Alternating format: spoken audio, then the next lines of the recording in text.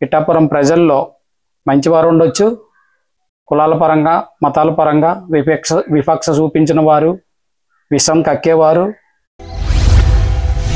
పిఠాపురంలో ఒక చరిత్ర మటుకు సృష్టించారు. అది వాస్తవం. దళితుల పైన ఇంత దారుణంగా ఈ ఆధునిక కాలంలో ఇంత నీచమైన ప్రవర్తనలు అగ్రకులస్తులు దళితుల పైన చూపించడం అనేది మట్టుగా ఇది చరిత్రలో ఉండిపోదు. మీకు మట్టుగా కాలం క్షమించదు. కాలము మీకు చెప్తుంది సమాధానం.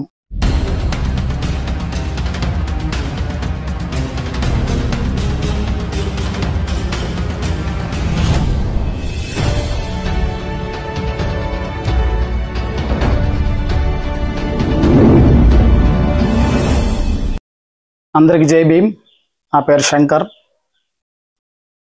మన తెలుగు రాష్ట్రాల్లో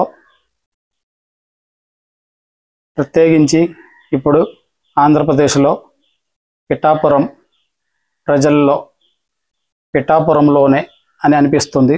సోషల్ మీడియాలో చూస్తున్న వీడియోల ప్రకారంగా పిఠాపురం అనే అనిపిస్తుంది. అయితే పిఠాపురంలో దళితుల పైన చాలా దారుణమైన, చాలా అన్యాయపరమైన, చాలా విషాదకరమైన విషము కక్కుతున్నారు. చాలా దారుణంగా పీడిస్తున్నారు దళితులకు. చాలా బాధాకరమైన విషయం. ఈ ఆధునిక కాలంలో ఎంత మార్పు వచ్చినా మీరు మారట్లేదంటే మట్టుగా అది మీకు కాలం క్షమించదనే నేను చెప్పుకుంటున్నాను. ఎందుకంటే ఇంత ఇదిగా మీరు కడుపుకు అన్నం తింటున్నారో ఇంకేం తింటున్నారో తెలియదు, కానీ దళితులని ఇంత దారుణంగా పీడించడం, ఇంత ఇదిగా, ఇంత అన్యాయంగా వారు చేసిన తప్పు ఏమిటి ఉంది? వాళ్ళు చేసిన తప్పు ఏమిటి? ఆ తప్పులు ఏంటనేది ఏమున్నాయి? ఆ తప్పులు ఏమైనా చూపించాలి. అంతేగాని వాళ్ళకి దుకాణాలకు వెళ్తే నిత్యావసర వస్తువులు కొంటే అక్కడికి వెళ్ళి మీరు అక్కడ వస్తువులు వాళ్ళకి లభించకుండా టీ షాపుల్లోకి వెళ్తే టీ తాగనాటికి కూడా సాధ్యం కాకుండా ఈ చాలా అనేక విధాలుగా వారికి పీడిస్తున్నారు అగ్రకులస్తులు వారు. కానీ ఈ అగ్రకులస్తుల వారికి తెలుసుకోవాలి, మీరు మనుషులా ఇంకెవరా? మీరు కడుపుకి అన్నం తింటున్నారా, గడ్డి తింటున్నారా ఏమీ అర్థమవట్లేదు. కానీ పిఠాపురంలో ఒక చరిత్ర మటుకు సృష్టించారు. అది వాస్తవం. దళితుల పైన ఇంత దారుణంగా ఈ ఆధునిక కాలంలో ఇంత నీచమైన ప్రవర్తనలు అగ్రకులస్తులు దళితుల పైన చూపించడం అనేది మట్టుగా ఇది చరిత్రలో ఉండిపోదు. మీకు మట్టుగా కాలం మట్టుగా క్షమించదు. కాలము క్షమించదు, మీకు పుట్టిన పిల్లలు కూడా క్షమించరు. ఎందుకంటే మా తల్లిదండ్రులు ఇలాంటి వారు అయ్యారు. మనుషులు కాకుండా కులాల పరంగా మతాల పరంగా చాలా అన్యాయంగా ఆ రోజుల్లో ప్రవర్తించారు అనుకొని మీకు పుట్టిన పిల్లలే మీకు ప్రశ్నించిన వారు అవుతారు, విమర్శించిన వారు అవుతారనే నేను అనుకుంటున్నాను. ఎందుకంటే ఇంత అన్యాయమైన విషయాలు ఇంత దారుణంగా జరుగుతున్నాం. మనం ఈ మనుషులమా పశువులు అన్నట్లు అనిపించేస్తుంది అనమాట. ఇవన్నీ సోషల్ మీడియాలో వీడియోలు చూస్తుంటే ఆ వీడియోలు చూడడం అనే కాదు, చాలా దారుణంగా అక్కడ విషయాలు కనిపిస్తున్నాయి. ఏం మనుషులు ఏంటనే అర్థం అవ్వట్లేదు. మేము ఏం మార్పు మీ ద్వారా ఏమైనా మార్పు వస్తుందా? కులస్తులు దళితుల పైన ఇలా చూపిస్తే మీరు ఏం మార్పు సృష్టించిన వాళ్ళు అవుతారు? మన తెలుగు రాష్ట్రాల్లోనో కావచ్చు, మీ నియోజకవర్గంలో పిఠాపురం నియోజకవర్గంలోనో లేదా ఆంధ్రప్రదేశ్లోనో మీరు ఏమి మార్పు సృష్టించడానికి మీరు ఇలాగ ఆలోచిస్తున్నారు? దళితులు ఏంటి? దళితులు మీనటి మనుషులు కాదా? మీకు కొమ్ములు ఉన్నాయా? 4 కాళ్ళు ఉన్నాయా? 4 చేతులు ఉన్నాయా?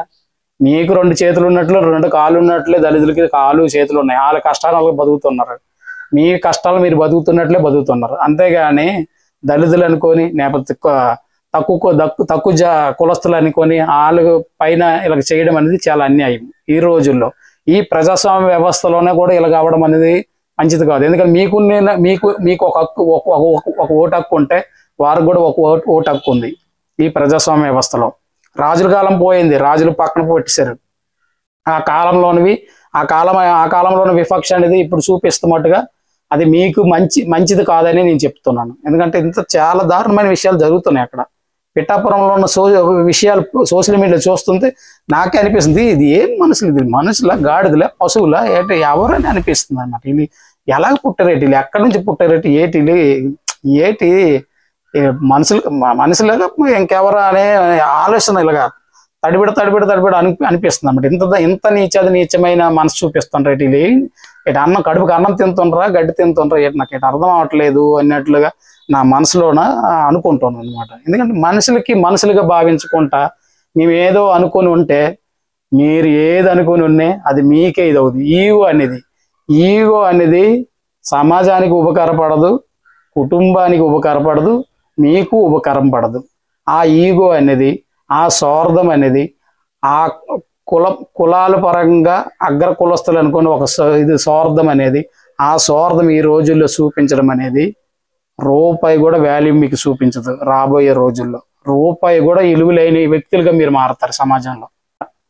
కాలమే మీకు బుద్ధి చెప్తుంది. ఆ బుద్ధి చెప్పడం అనేది అలాంటి బుద్ధి కాదు, మంచి బుద్ధి చెప్పిన కాలం మీకు వస్తుంది. ఆ కాలం దాకా మీరు బతికుంటే మీకు తెలుస్తుంది. అంతేగాని ఏదో దళితులు అనుకోని విషం కక్కడం అనేది మట్టుగా దళితుల పైన విషం కక్కడము, వాళ్ళు ఎలాగో వాళ్ళ కష్టాలు జీవిస్తే వాళ్ళ పైన చాలా దారుణంగా విషాదం చూపించడం అనేది మట్టుగా ప్రజాస్వామ్య వ్యవస్థల అది మంచిది కాదు. మనిషి వర్గంకే, మనుషులు అనే వ్యక్తులకే మంచిది కాదని నేను అనుకుంటాను. ఎందుకంటే ఈ 21వ శతాబ్దంలోనే ఎంత మార్పు వస్తుంది. ఈ మార్పు వచ్చినప్పుడు కూడా ఉన్న ఇంత బుద్ధి జ్ఞానం ఇంకిది జ్ఞానమైన చూపించలేదా? ఎందుకు మీరు చూపించట్లేదు? మీరు ఏదో అగ్ర కులస్తులని. ఏం అగ్ర కులస్తులు? దేనికి అగ్ర కులస్తులు? బ్రాహ్మణుడు ఉన్నాడంటే బ్రాహ్మణ కింద రెడ్డి వచ్చినా, సౌదరి వచ్చినా, కమ్మ వచ్చినా, కాపు వచ్చినా, ఏది వచ్చినా బ్రాహ్మణస్థ కిందనే వస్తారు. అప్పుడు మీరు దళితులేనా? బ్రాహ్మణ తర్వాత మీరు బ్రాహ్మణ కింద వస్తే మీరు దళితులే. అలాగే మీ పైన సౌదరులు ఉంటే సౌదరుల కింద మీరు వస్తారు, మీరు అప్పుడు అక్కడ కూడా దళితులే. అలాగెందుకు మీరు ఊహించరు? మీరు ఇలాగే కులాల పరంగా స్టెప్ బై స్టెప్ ఇలాగే కులాల్లో ఇలా ఉన్నప్పుడు ఏదో పెద్ద కులం ఏదంటే బ్రాహ్మణుని అంటారు. ఆ బ్రాహ్మణులు ఈ విపక్ష చూపిస్తుంటారు లేదా దళితుల పైన. కానీ ఆ బ్రాహ్మణ తర్వాత ఉన్న వాళ్ళు కూడా ఉన్న ఈ దళితుల పైన ఇంత దారుణంగా విపక్ష చూపించడం అనేది చాలా బాధాకరమైన విషయం. ఇది ఏమిటి? ఇది మీరు ఆంధ్రప్రదేశ్లోని ప్రజలకి 5 కోట్ల ప్రజలు ఉన్నారు. మొత్తం తెలుగు రాష్ట్రాల్లో 10 కోట్లు 11 కోట్ల ప్రజలు ఉన్నారు. ఈ 11 కోట్ల ప్రజలకి మీరు ఇచ్చిన సందేశం ఏంటి? కుల విపక్ష, కులం పేరుతో విషం కక్కడమా? రాబోయే రోజులకి, రాబోయే తరాల వారికి మీరు ఎలాంటి వాళ్ళు, మేము ఇంత నీచులు అనుకుని చెప్పడం అనే మెసేజ్ అయినా ఇది?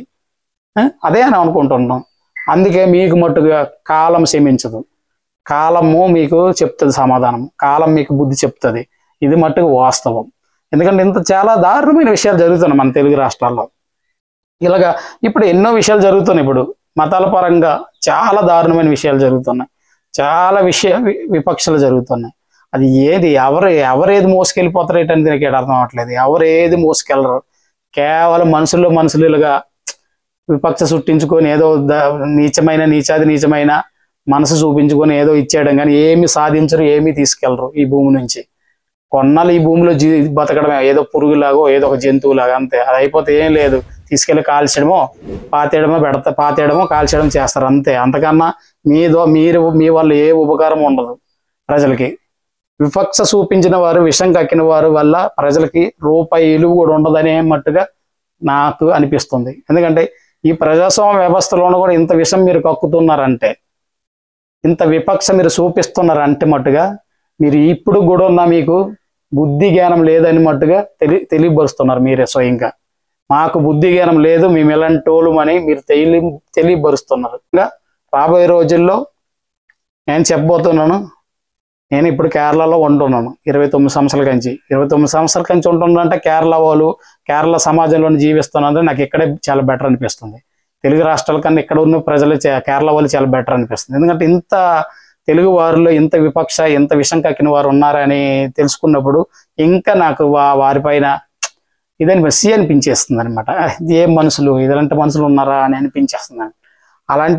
ఇలాంటి విషయాల్లోన ఇంకా మన తెలుగు రాష్ట్రాల్లో ఏదైనా కులాల పరంగా, మతాల పరంగా, కులగజ్జి పరంగా విపక్ష చూపించడము, దళితులపైన దాడి చేయడాలు ఇలాంటివి చేయడం కానీ నేను సోషల్ మీడియాలో చూస్తున్నట్టుగా నేను త్వరలో మలయాళం భాషలోనూ కూడా ఉన్న పిఠాపురం ప్రజల గురించి, తెలుగు రాష్ట్రాల గురించి కేరళ భాషలో, మలయాళం భాషలో నేను ఇక్కడ వీడియో తీసి యూట్యూబ్లో అప్లోడ్ చేయవలసి వస్తుంది. నా యూట్యూబ్ ఛానల్ 4.5 ఈ వీడియో మీకు నచ్చినట్లు ఉంటే నా ఛానల్ సబ్స్క్రైబ్ చేయండి, ఆ బెల్ ఐకాన్ ఎనేబుల్ చేస్తే నేను ప్రతి వీడియో తెలుగు భాషలో, మలయాళం భాషలో అప్లోడ్ చేసే వీడియోస్ మీకు లభిస్తాయి. ఫ్రెండ్స్, మళ్ళీ కలుద్దాం.